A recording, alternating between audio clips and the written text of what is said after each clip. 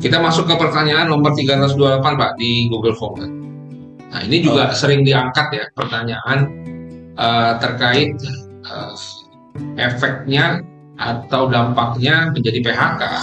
Jadi tadi skorsing ya sering ketika penolakan terhadap pemindahan tugasan.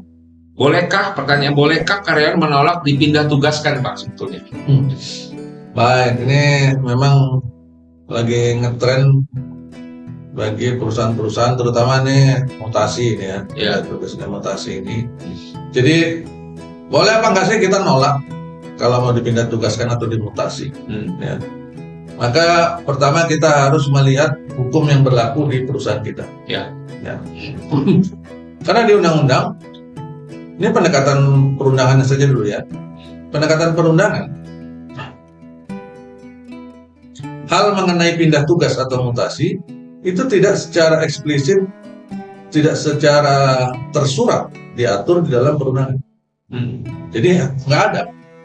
Satu-satunya pasal yang bisa dipakai untuk menyentuh masalah mutasi adalah pasal 54 dan 55 di dalam Undang-Undang 13/2003.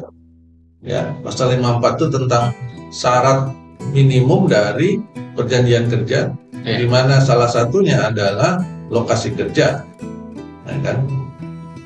Lokasi kerja, penempatan dan lokasi kerjanya. Nah, itu syarat minimum. Berarti kan disepakati di lokasi kerja itu. Misalkan lokasi kerjanya di Surabaya, sepakati di sana. Kemudian pasal 55-nya bilang bahwa perjanjian kerja tadi yang ada di pasal 54 itu tidak bisa diakhiri dan atau dirubah tanpa kesepakatan kedua pihak. Kan gitu. Isi dari perjanjian kerja diantaranya adalah lokasi kerja Surabaya misalkan. Jadi kalau dia dipindah ke Kutub Selatan misalkan, ya dipindah ke Kutub Selatan, mutasi ke Kutub Selatan, jadi di kantor cabang sana, maka sejatinya berlakulah ketentuan pasal 55. Karena lokasi kerjanya berpindah, kan begitu tuh. Nah, di dalam proses itu pandangan menurut hukum atau menurut perundangannya. Tinggal bagaimana penerapannya di dalam perusahaan itu diatur oleh hukum yang ada dalam perusahaan. Maka muncullah istilah mutasi. Di sana ada aturannya. Maka istilah mutasi ini harus diatur secara detail dan tegas oleh perusahaan di dalam PK, perjanjian kerja, peraturan perusahaan atau PKB-nya. Di sana harus diisi atau diatur dengan tegas mengenai syarat mutasi, kondisi-kondisi yang menyebabkan seorang dimutasi, misalkan, ya kan? Kemudian prosesnya, prosedur mutasi, termasuk juga seharusnya mengatur mengenai potensi penolakan atau bagaimana menyelesaikan permasalahan penolakan mutasi atau pindah tugas tadi. Ya. Nah ini yang harus harus ditegaskan di dalam aturan main yang ada dalam peraturan perusahaan atau PKB itu. Maka kalau bikin PP, kalau bikin peraturan perusahaan, HR seharusnya lebih kreatif di sana, Pak. Lebih kreatif daripada hanya sekedar, mohon maaf ya, lebih kreatif daripada hanya sekedar copy paste dari peraturan perusahaan tetangga sebelah atau ngambil dari internet, ya kan? Saya sering menemukan tuh Pak Habib, waktu mereview peraturan perusahaan atau PKB di perusahaan-perusahaan klien, kami sering menemukan bukti fakta bahwa ternyata mereka mengambil format ini semua dari internet. Karena masih ditemukan banyak jejak-jejaknya itu kelihatan di situ. Yeah. Akhirnya kami tanya, ini ngambil dari internet ya, copy paste? Iya Pak, kata internet. Gitu. Nah, kalau PKB, kalau sudah ada serikat, disinilah peranan serikat pekerja. Serikat pekerja seharusnya dengan mempelajari hukum ketenagakerjaan seperti ini, mereka menjadi punya fungsi yang lebih pada saat berunding PKB. Ya. Bilang dong sama orang manajemen, sama orang HR, tim berunding manajemen, bahwa kami minta ada pasal yang detail mengenai mutasi, supaya tidak berpotensi merugikan karyawan kita. Nah itu yang perlu ditekankan oleh si serikat pekerja. Mungkin orang HR-nya nggak berani, Orang HRD-nya nggak berani sama pimpinan atau sama direkturnya yang owner atau bukan owner tadi. Iya.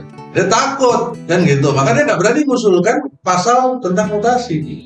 Disitulah fungsi serikat pekerja. Iya. Waktu perundingan PKB, paksa akan masukkan pasal tentang mutasi, ya. Maka itu menjadi penting karena ini untuk masa depan seluruh karyawan di perusahaan tersebut. Ya, begitu kurang lebih. Sedikit tambahan, Pak. Jadi Silakan. ada juga case tentang mutasi ini. Ini dipakai oleh katakanlah oknum ya HR tertentu untuk membuat karyawan itu nanti nggak betah dan akhirnya resign. Ini kan politik office ya, office politik gitu ya. Nah ini menarik sebenarnya. Kalau pertanyaan ini bersambung, akhirnya loh saya kok dipindahin ke sana, itu kan nggak jelas. Satu, mungkin jabatan posisinya juga bukan sesuai kompetensinya, misalnya gitu ya. Lalu ditaruh di antah berantah, akhirnya kan otomatis emang orang ini udah nggak disukain misalnya dalam artian like and dislike-nya ya, bukan kaitan karena kompetensinya. Nah ini gimana nih Pak? Nah, poinnya biasanya perusahaan-perusahaan yang masih belum mengatur detail tentang mutasi, mereka mengaturnya biasanya secara umum yang isinya begini nih kurang lebih ya. Mutasi ditujukan untuk meningkatkan kinerja, menambah ada aturannya ya dan sebagainya. Nah, itu adalah komitmen kan Pak? Betul. Komitmen yang diakui oleh perusahaan dan mengikat perusahaan itu sendiri. Betul. Sehingga apabila terjadi mutasi seperti yang Pak Abi sampaikan tadi, orang ini nggak disenangi, dia misalkan orang finance nih, misalkan orang accounting, dia nggak disukai karena bermasalah atau berani membongkar fraud misalnya, atau yang lainnya misalkan, itu dalam posisi yang positif. Yang negatif misalkan dianya yang bikin kesalahan misalkan, nggak akurat kalau menghitung, terus mau dimutasi karena mau disuruh resign dia nggak mau di PHK perusahaan nggak berani, kan gitu. Dimutasi aja deh. Dimutasi kemana? Ke warehouse. Dimutasi ke warehouse.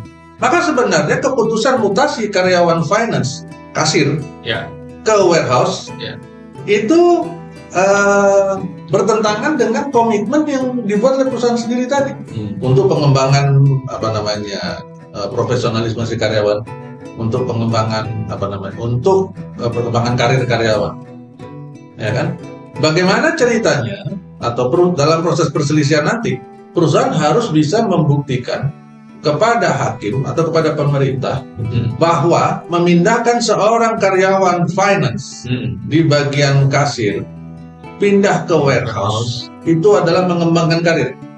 Buktikan itu, jelaskan itu kepada hakim, yakinkan hakim bahwa itu mengembangkan karirnya. Itu yang harusnya dikejar oleh kuasa hukum karyawan. Jadi kalau mau dilawan ya seperti itu, ya kan? Maka kita harus lihat tadi, ya kan?